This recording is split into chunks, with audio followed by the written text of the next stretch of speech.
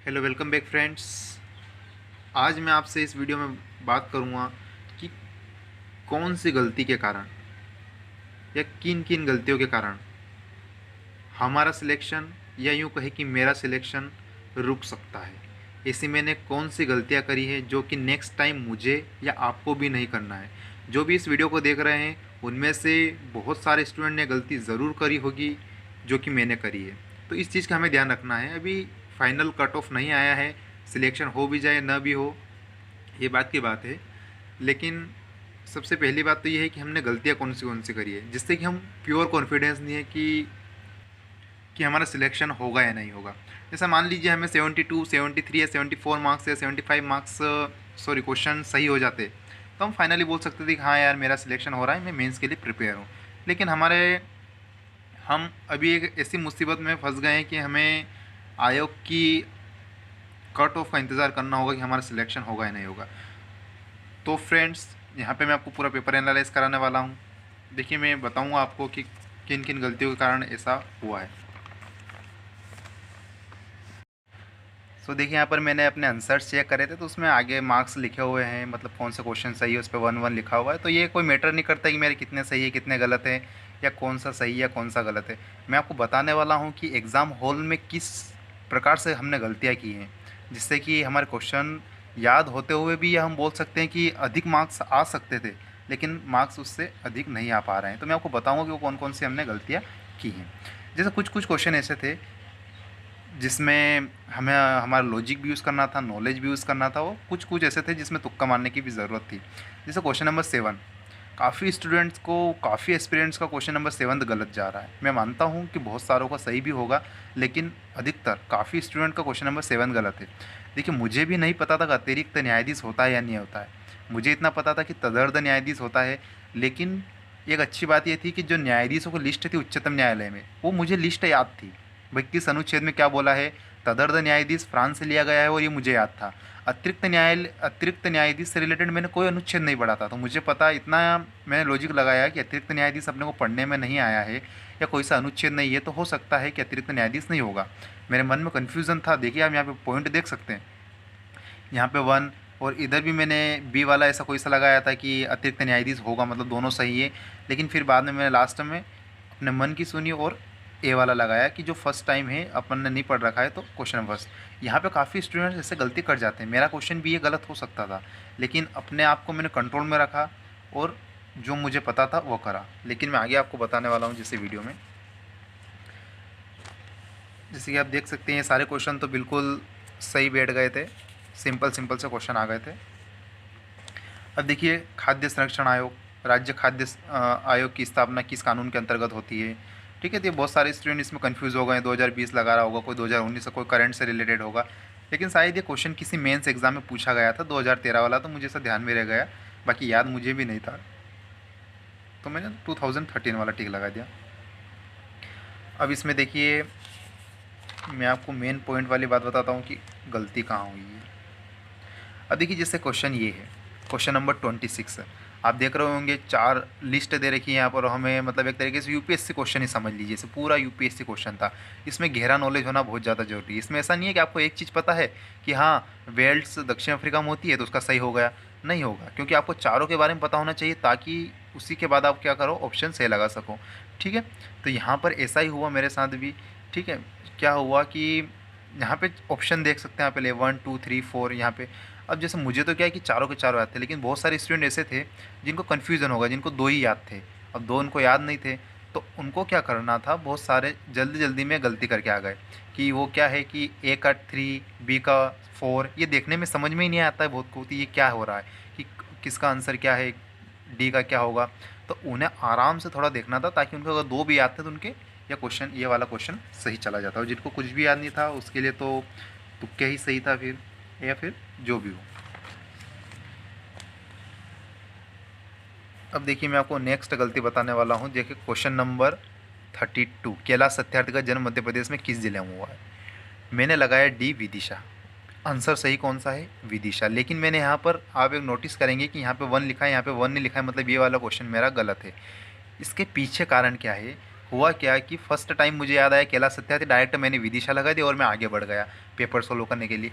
लेकिन जब आंसर की फिलअप करने की बारी आई तो मेरे मन में कन्फ्यूज़न हुआ कि विदिशा आएगा या भोपाल आएगा, क्योंकि बहुत सारे साहित्यकार भोपाल से रिलेटेड हैं।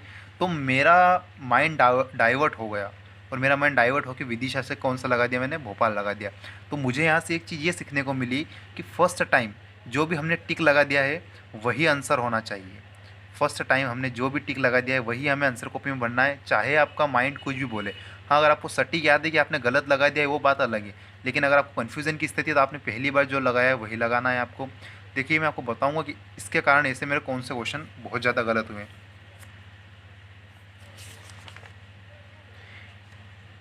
एक जैसे यहाँ पे राष्ट्रीय कवि बाल कवि का वास्तविक नाम क्या था, मुझे याद था, मैंने यहाँ पे लिखा हुआ है। मैंने पूरा पेपर एनालाइज किया घर पे और मैंने यहाँ पे लिख दिया, याद था, नंदराम दास। इसकी मैंने बनाई थी ट्रिक, बाल कवि बैरागी से नंदराम दास की मैंने ट्रिक बनाई थी।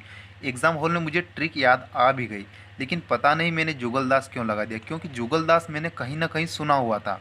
एमपी जीके की जब बुक पढ़ी थी तो नाम जुगल दास सुना हुआ था, तो मुझे ऐसा लगा कि नंदराम ना होते हुए क्या आएगा, जुगल दास आएगा। लेकिन मैं गलत था। जो ट्रिक मैंने बनाई थी वही बिल्कुल सही थी और नंदराम ही बिल्कुल सही है। तो इस चीज़ का आपने भी नोटिस किया होगा कि आपके बहुत सारे क्वेश्चन ऐसे गलत गए होंगे जिनमें कन्फ्यूज़न हुआ होगा और जिन्होंने आपने एट ए टाइम चेंज कर दिया होगा और वो आपका आंसर गलत निकल गया होगा। तो ये गलती हमें बिल्कुल भी नहीं करनी है, एग्ज़ाम में बिल्कुल भी नहीं दोहरानी है। फिर देखिए, अब कन्फ्यूज़न तो बहुत सारा है। जैसे ये कितना अच्छा क्वेश्चन था, आम की नीलम एवं अल्फांसो के मध्य क्रॉस से किस संकर किस्म के फल का विकास होता है। अब देखिए भैया, आम काफ़ी फेमस है हमारे इधर, तो हमने लगभग जब आम का सीज़न आता है तो कोई बादामी बेचता है, कोई दशहरी बेचता है, कोई आम्रपाली बेचता है, ठीक है। लेकिन रत्ना मैंने क्वेश्चन सही कैसे करा, मैंने रत्ना अभी तक नहीं सुना था और मुझे ऐसा विश्वास था कि जो रत्ना होगा यही एक संकर जाति होगी, मतलब दो को मिला के। बाकी आम्रपाली, दशहरी और बादामी शुरू से चलती आ रही है, मतलब ये क्या है, कोई संकर जाति नहीं है। रत्ना मैंने नहीं सुना था तो मैं रत्ना ही लगा के आया और मेरा आंसर बिल्कुल सटीक सही है।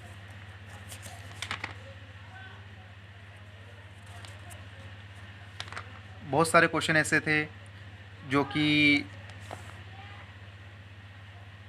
अच्छों से गलत हो गए। अब देखिए कितना शानदार क्वेश्चन में गलत करके आया। भारत के निम्नलिखित में से किन राज्यों में पवन ऊर्जा के विकास की संभावनाएं अधिक है। यहाँ पे लिखा है संभावनाएं, हमें शब्द पे ध्यान देना है कि विकास की संभावनाएं अधिक है। संभावना की बात कर रही, ये तो नहीं बोला है उन्होंने कि अधिक कहाँ पर होती है पवन ऊर्जा, दोनों में फ़र्क है। पवन ऊर्जा का विकास सर्वाधिक कहाँ पर होता है और संभावनाएं अधिक कहाँ पर है। मैंने शुरू में तमिलनाडु एवं गुजरात लगाया, यहाँ पे टिक देख सकता हूँ, मैंने टिक लगाया था। लेकिन बाद में पता नहीं मेरा क्या दिमाग चला और मैंने उत्तर प्रदेश एवं पंजाब लगा के आया। ये उत्तर प्रदेश और पंजाब मैंने दिमाग ऐसे लगाया कि ये है ऊंचाई पे, नॉर्थ साइड में, जो कि ऊंचाई पे है। लेकिन मैंने ये चीज़ भी नोटिस करी थी कि तमिलनाडु और गुजरात, मतलब जो तटीय क्षेत्र है वो बहुत ऊंचा ऊंचा होता है। लेकिन मैंने वहाँ पे क्या दिमाग लगाया कि वहाँ पे जो विंड मिल है वो कैसे लगाएंगे। लेकिन इन्होंने ऐसा थोड़ी बोला है कि पवन ऊर्जा का विकास कहाँ अधिक होता है, इन्होंने बोला संभावनाएं। चाहे विंड मिल उस पर लगे या नहीं लगे, हमें संभावनाएं बतानी थी।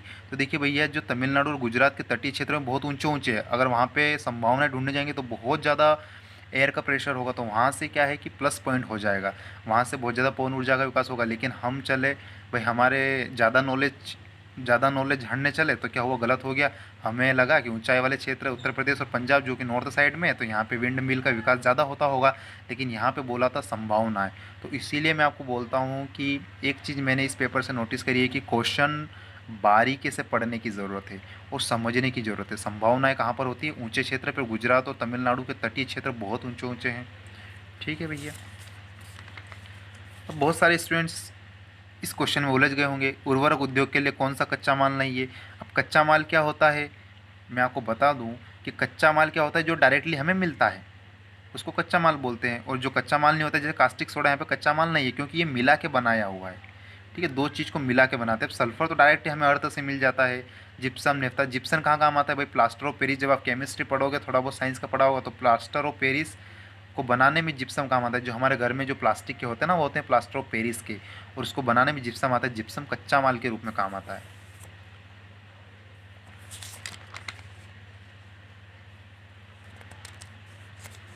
अब देखिए, पनई और उपाना का उल्लेख किस संदर्भ में मिलता है। बहुत सारे यूट्यूबर, बहुत सारे चैनल पे मैंने देखा है और मैंने सुना है कि ये तो नेट पे भी आपको नहीं मिलेगा, और किसी किसी बुक में, क्या बड़ी बड़ी बुक में ये नहीं मिलेगा कि पनई और उपाना क्या है।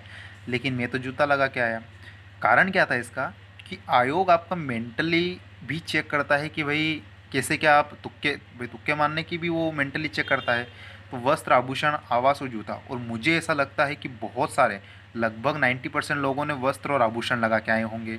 ठीक है, वस्त्र और आभूषण, वस्त्र और आभूषण। लेकिन मैंने हट के लगाया कि ये काम करते हैं, चलो जूता लगाते हैं। बिल्कुल तुक्का था और प्योर सही निकला है। फ्रेंड्स, अगला वीडियो मैं आपको बहुत जल्द कट ऑफ के ऊपर बनाने वाला हूँ, लेकिन कट ऑफ बिल्कुल सटीक होगा। सटीक होगा मतलब क्या है कि उसका कुछ ना कुछ बेस होगा, उसके पीछे कारण होगा कि वो कट ऑफ इतना क्यों होगा। मैं बिल्कुल बात नहीं करूँगा ये कि मेरा जो कट ऑफ रहेगा वो बिल्कुल सही जाएगा या गलत जाएगा, लेकिन मैं आपको एक पूरा आइडियोलॉजी बताऊँगा, पूरे तरीके से, एक आइडियल तरीके से, या बोल सकते हैं आप पूरी प्लानिंग के तरह से मैं बताऊंगा कि अगर इतना कट ऑफ जा रहा है तो उसके पीछे का कारण क्या है। मैं ये नहीं बोलूँगा कि पिछली बार 73 था तो इस बार पेपर टफ था, 4 नंबर, 4 क्वेश्चन गलत कम कर दो तो 68 69 होगा। ये कोई सी बात थोड़ी है क्या। ये कोई बोल रहा है कि 69 जनरल का होगा, 67 ओबीसी का होगा, 60, ये तो आपने दो दो क्वेश्चन सब में कम कर दिए। ऐसा नहीं है। पहले आपको जनरल के कट ऑफ पर पहुंचना है। चाहे मैं भी बताऊं उसमें 68 या 69 हो सकता है, लेकिन उसके पीछे बेस क्या है 68 69 का। 70 होगा 70 बताऊंगा, अगर 65 64 या 63 होगा तो वो भी बताऊंगा कि उसके पीछे बेस क्या है। इस बार पोस्ट कम है, वो भी हमें ध्यान में लेके चलना है। पेपर टफ है, वही लेके नहीं चलना है। पेपर टफ के पीछे का रीज़न ये भी हो सकता है कि पोस्ट इस बार लगभग हाफ पोस्ट है, वो चीज़ कोई नोटिस ही नहीं कर रहा है। सब बस इसमें चले जा रहे हैं कि पेपर टफ है, पेपर टफ है। तो मैं नेक्स्ट वीडियो बहुत जल्द बनाने वाला हूँ उस पर।